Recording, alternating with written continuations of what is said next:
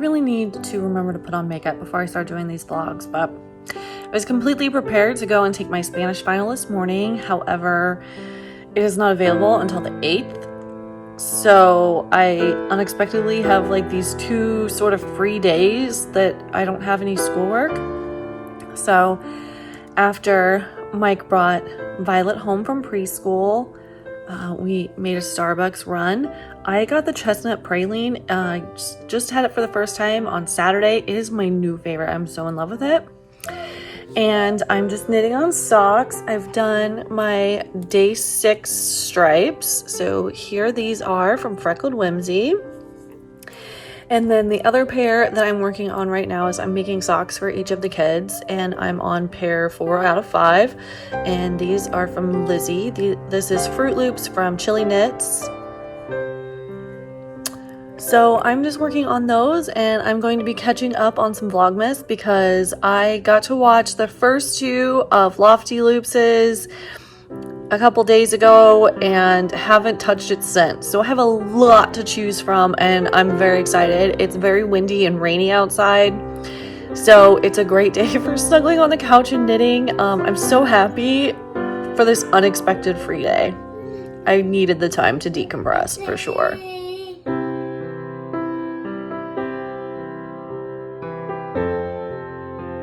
Okay, so our plans for tonight changed. I was going to go to Emma's volleyball game by myself because Mike had a meeting, and we're getting to the point that we're kind of like feeling bad about like hauling the other kids around everywhere when there's 2 games a week, and basically we're leaving not that long after school gets out, and then we're gone until bedtime.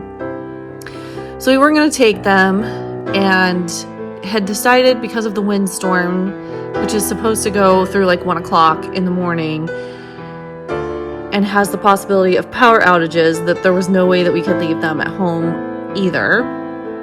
So one of us was going to stay home, but then Mike was looking at the calendar. He has meetings at the same time as her next 3 games, so he decided to go. And we also got a winter weather advisory, and yeah, so I stayed home with all of that stuff going on and 50-mile-an-hour winds. With that, I just found something weird in my sock. What even is that? Anyways, we decided I was staying home. Why is there a hole right there? Ugh. Well, I've popped the hills on that. Luckily, whatever that is in the front, so once I am done with this video I can go back and look at that. But I did get the heels into Lizzie's socks, so I'm actually going to switch over and possibly start working on my advent blanket with my Fangirl Fibers advent stuff. As far as the winter storm goes, it's a winter weather advisory, but being very new to this area, we don't really know what to expect, and we have, between the 2 of us, 3 different weather apps, and plus, you know, they put out the national, you know, like the National Weather Service puts out their advisories and stuff, and none of the apps or the advisories ever match up. And so I don't know if it's because it's like lake effect stuff that they don't know what's going to happen, and we don't know what to expect, but both the wind thing and the snow thing said that we could lose power. So we've gotten some candles out and have flashlight ready to go just in case, because we live out in what in New York is considered the country, even though I could throw a ball of yarn and hit the next house over. By the way, that's not how it is in Nebraska, in the country. But, yeah, so I will be curious to see what it looks like tomorrow when I show you the mood of the lake. I feel like there was some other stuff that I was going to say while I was on here, but I realized because Lofty Loops started working on a pinwheel scrap blanket that you have not seen mine. And as it is majority advent calendar knitting, There's also some scraps and like the row 1 like sample yarns. I felt like this would be a really good time to share that, and then I can also share the one that I'm going to be adding minis to this year, because my pinwheel scrap blanket is all finished. Finished as in the knitting is done and the border is done, and I've even like gone around the edges, but I haven't woven at the ends or taken the stitch markers off of it, except for a few that I stole because I needed them for other projects. Okay, it is nearly impossible to show you this whole behemoth. It is 5 blocks by 7 blocks, so nice and big. And as I said, I haven't woven in all the ends. The pinwheels are all woven in, but not all of the border is. But I've got all of these, and you can just like spy some of the different advent calendars that you would have seen last year, or not last year, but 2 years ago and the year before that.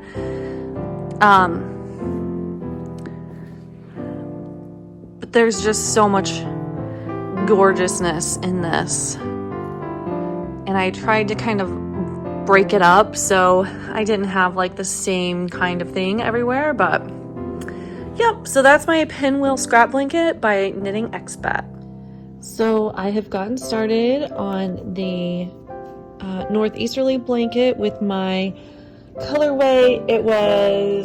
I got hit by a deer from Fangirl Fibers, their day 1.